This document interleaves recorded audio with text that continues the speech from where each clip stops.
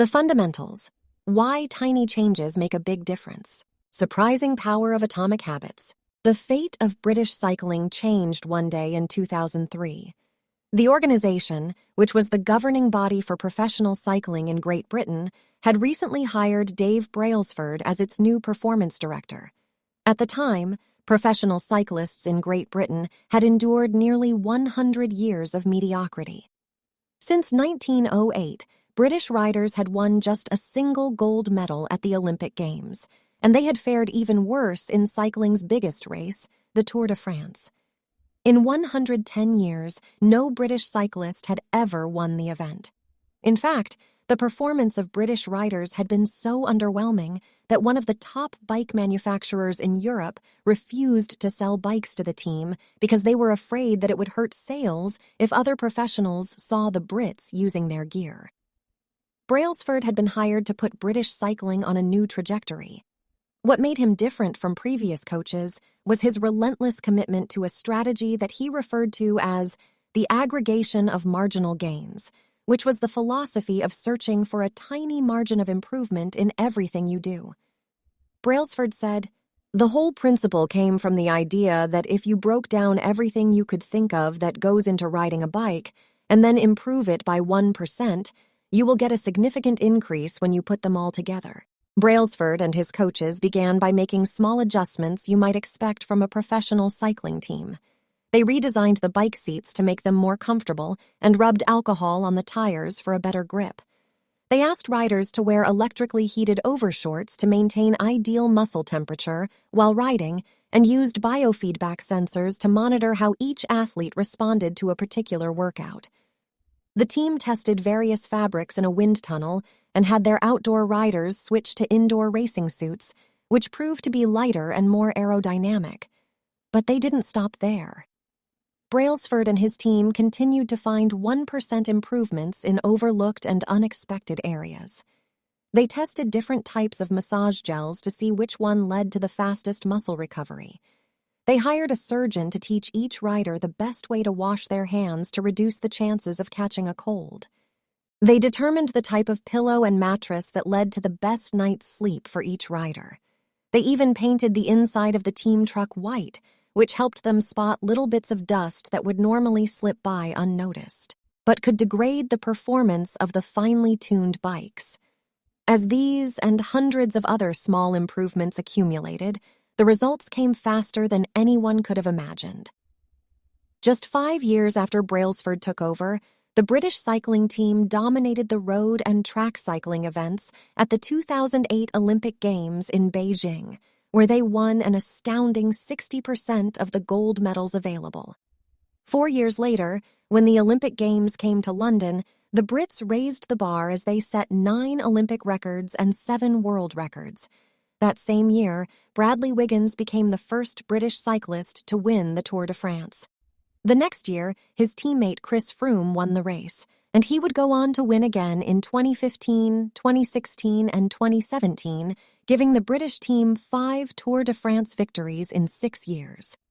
During the 10-year span from 2007 to 2017, British cyclists won 178 world championships and 66 Olympic or Paralympic gold medals, and captured 5 Tour de France victories in what is widely regarded as the most successful run in cycling history. How does this happen? How does a team of previously ordinary athletes transform into world champions with tiny changes that, at first glance, would seem to make a modest difference at best? Why do small improvements accumulate into such remarkable results, and how can you replicate this approach in your own life? Why small habits make a big difference? It is so easy to overestimate the importance of one defining moment and underestimate the value of making small improvements on a daily basis. Too often we convince ourselves that massive success requires massive action. Whether it is losing weight, building a business, writing a book, winning a championship, or achieving any other goal, we put pressure on ourselves to make some earth-shattering improvement that everyone will talk about. Meanwhile, improving by 1% isn't particularly notable, sometimes it isn't even noticeable, but it can be far more meaningful, especially in the long run. The difference a tiny improvement can make over time is astounding. Here's how the math works out. If you can get 1% better each day for 1 year, you'll end up 37 times better by the time you're done. Conversely, if you get 1% worse each day for 1 year, you'll decline nearly down to 0. What starts as a small win or a minor setback accumulates into something much more. 1% better every day. Habits are the compound interest of self-improvement. The same way that money multiplies through compound interest, the effects of your habits multiply as you repeat them. They seem to make little difference on any given day, and yet the impact they deliver over the months and years can be enormous. It is only when looking back 2, 5, or perhaps 10 years later that the value of good habits and the cost of bad ones becomes strikingly apparent. This can be a difficult concept to appreciate in daily life. We often dismiss small changes because they don't seem to matter very much in the moment. If you save a little money now, you're still not a millionaire. If you go to the gym 3 days in a row, you're still out of shape. If you study Mandarin for an hour tonight, you still haven't learned the language. We make a few changes, but the results never seem to come quickly, and so we slide back into our previous routines. Unfortunately, the slow pace of transformation also makes it easy to let a bad habit slide. If you eat an unhealthy meal today, the scale doesn't move much. If you work late tonight and ignore your family, they will forgive you. If you procrastinate and put your project off until tomorrow, there will usually be time to finish it later. A single decision is easy to dismiss. But when we repeat 1% errors day after day, by replicating poor decisions, duplicating tiny mistakes, and rationalizing little excuses, our small choices compound into toxic results. It's the accumulation of many missteps, a 1% decline here and there, that eventually leads to a problem. The impact created by a change in your habits is similar to the effect of shifting the route of an airplane by just a few degrees. Imagine you are flying from Los Angeles to New York City. If a pilot leaving from LAX adjusts the heading just 3.5 degrees south, you will land in Washington, D.C. instead of New York. Such a small change is barely noticeable at takeoff. The nose of the airplane moves just a few feet. But when magnified across the entire United States, you end up hundreds of miles apart. Similarly, a slight change in your daily habits can guide your life to a very different destination. Making a choice that is 1% better or 1% worse seems insignificant in the moment. But over the span of moments that make up a lifetime, these choices determine the difference between who you are and who you could be. Success is the product of daily habits, not once-in-a-lifetime transformations. That said, it doesn't matter how successful or unsuccessful you are right now. What matters is whether your habits are putting you on the path toward success. You should be far more concerned with your current trajectory than with your current results. If you're a millionaire but you spend more than you earn each month, then you're on a bad trajectory. If your spending habits don't change, it's not going to end well. Conversely, if you're broke but you save a little bit every month, then you're on the path toward financial freedom, even if you're moving slower than you'd like. Your outcomes are a lagging measure of your habits. Your net worth is a lagging measure of your financial habits. Your weight is a lagging measure of your eating habits. Your knowledge is a lagging measure of your learning habits. Your clutter is a lagging measure of your cleaning habits. You get what you repeat. If you want to predict where you'll end up in life, all you have to do is follow the curve of tiny gains or tiny losses and see how your daily choices will compound 10 or 20 years down the line. Are you spending less than you earn each month? Are you making it into the gym each week? Are you reading books and learning something new each day? Tiny battles like these are the ones that will define your future self. Time magnifies the margin between success and failure. It will multiply whatever you feed it. Good habits make time your ally. Bad habits make time your enemy. Habits are a double-edged sword. Bad habits can cut you down just as easily as good habits can build you up, which is why understanding the details is crucial. You need to know how habits work and how to design them to your liking so you can avoid the dangerous half of the blade. What progress is really like. Imagine that you have an ice cube sitting on the table in front of you. The room is cold and you can see your breath. It is currently 25 degrees. Ever so slowly, the room begins to heat up. 26 degrees, 27, 28. The ice cube is still sitting on the table in front of you. 29 degrees, 30, 31. Still, nothing has happened. Then, 32 degrees. The ice begins to melt. A 1-degree shift, seemingly no different from the temperature increases before it, has unlocked a huge change. Breakthrough moments are often the result of many previous actions, which build up the potential required to unleash a major change. This pattern shows up everywhere. Cancer spends 80% of its life undetectable, then takes over the body in months. Bamboo can barely be seen for the first 5 years as it builds extensive root systems underground before exploding 90 feet into the air within 6 weeks.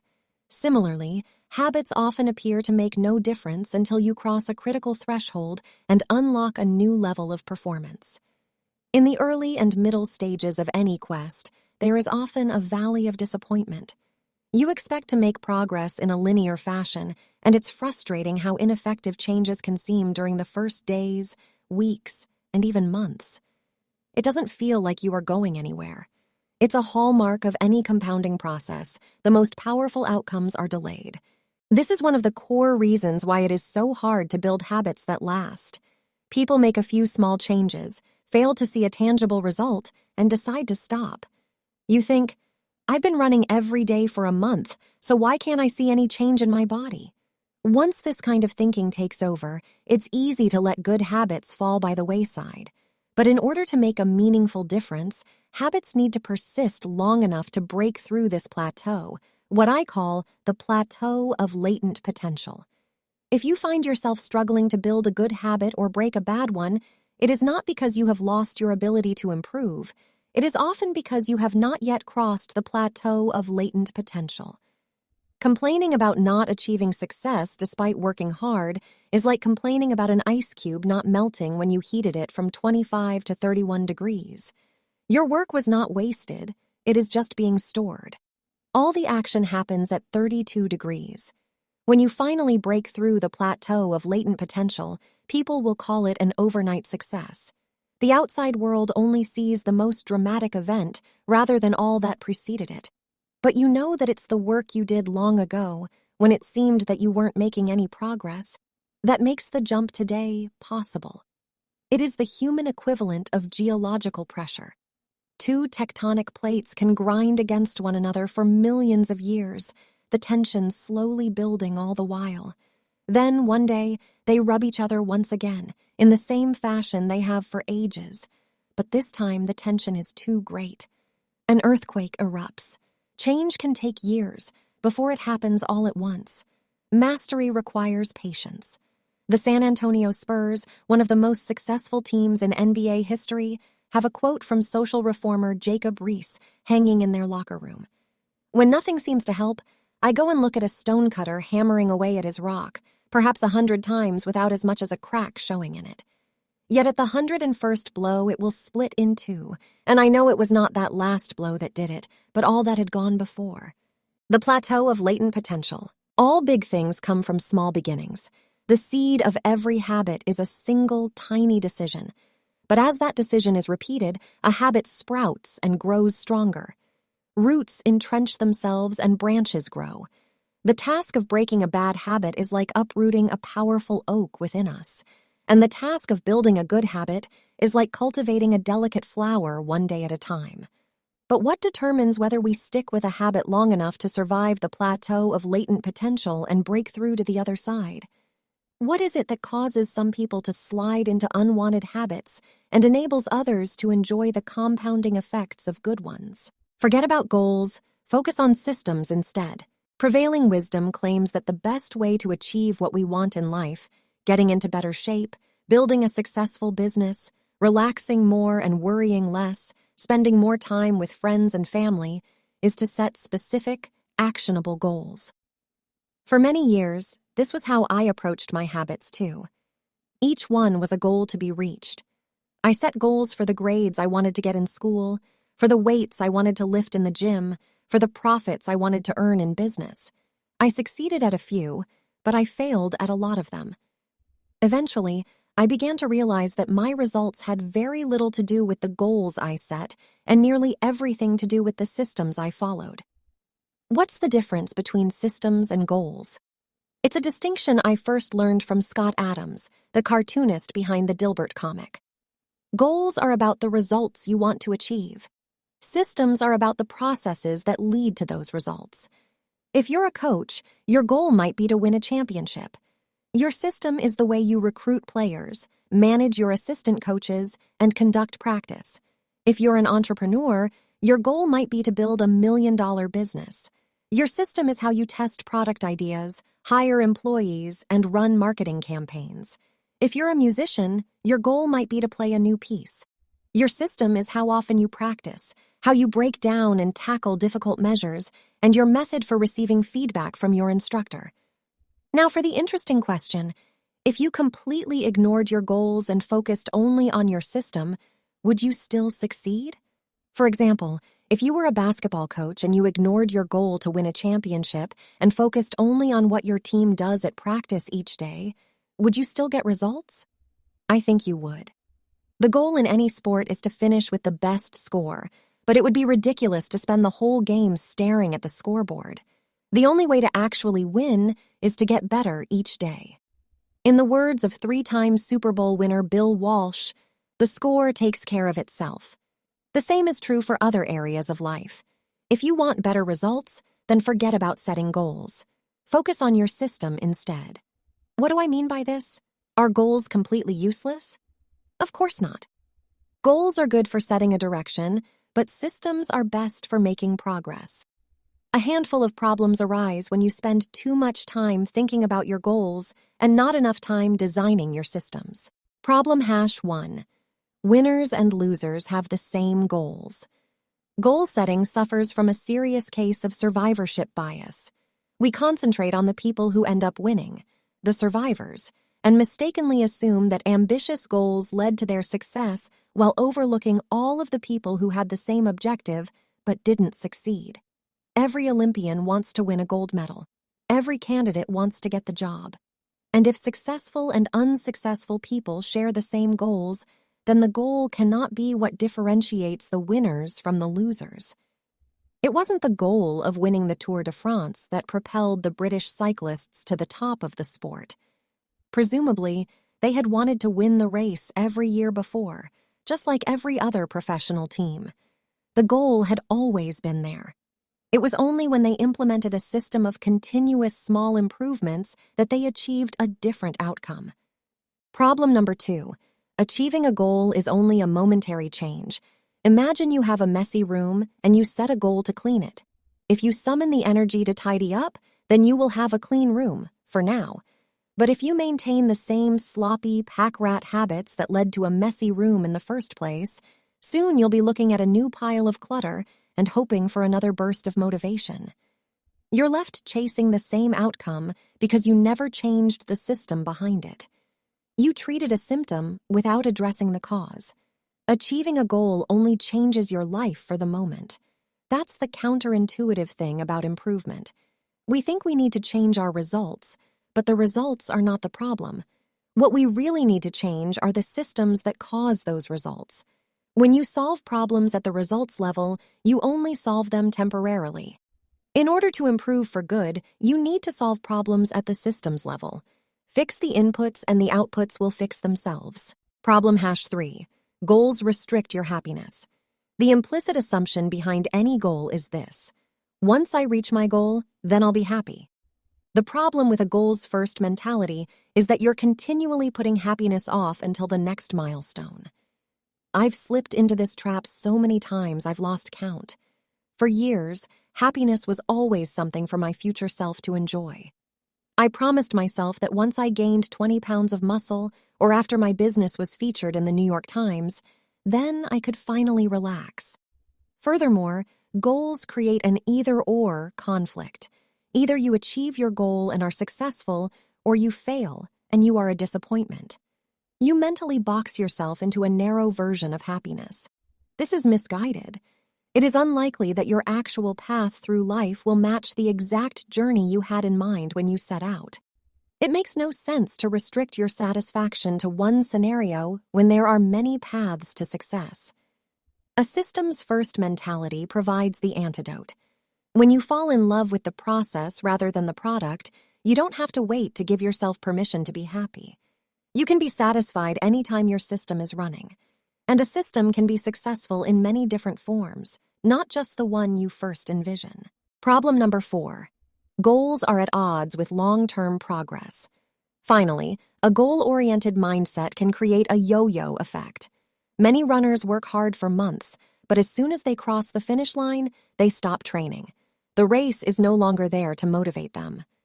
When all of your hard work is focused on a particular goal, what is left to push you forward after you achieve it? This is why many people find themselves reverting to their old habits after accomplishing a goal. The purpose of setting goals is to win the game. The purpose of building systems is to continue playing the game. True long-term thinking is goalless thinking. It's not about any single accomplishment. It is about the cycle of endless refinement and continuous improvement. Ultimately, it is your commitment to the process that will determine your progress. A system of atomic habits. If you're having trouble changing your habits, the problem isn't you. The problem is your system. Bad habits repeat themselves again and again, not because you don't want to change, but because you have the wrong system for change. You do not rise to the level of your goals. You fall to the level of your systems. Focusing on the overall system rather than a single goal is one of the core themes of this book. It is also one of the deeper meanings behind the word atomic. By now, you've probably realized that an atomic habit refers to a tiny change, a marginal gain, a 1% improvement. But atomic habits are not just any old habits, however small. They are little habits that are part of a larger system. Just as atoms are the building blocks of molecules, atomic habits are the building blocks of remarkable results. Habits are like the atoms of our lives. Each one is a fundamental unit that contributes to your overall improvement. At first, these tiny routines seem insignificant, but soon they build on each other and fuel bigger wins that multiply to a degree that far outweighs the cost of their initial investment. They are both small and mighty. This is the meaning of the phrase atomic habits, a regular practice or routine that is not only small and easy to do, but also the source of incredible power, a component of the system of compound growth. Chapter Summary. Habits are the compound interest of self-improvement. Getting 1% better every day counts for a lot in the long run. Habits are a double-edged sword. They can work for you or against you, which is why understanding the details is essential. Small changes often appear to make no difference until you cross a critical threshold. The most powerful outcomes of any compounding process are delayed. You need to be patient. An atomic habit is a little habit that is part of a larger system. Just as atoms are the building blocks of molecules, atomic habits are the building blocks of remarkable results. If you want better results, then forget about setting goals. Focus on your system instead. You do not rise to the level of your goals, you fall to the level of your systems.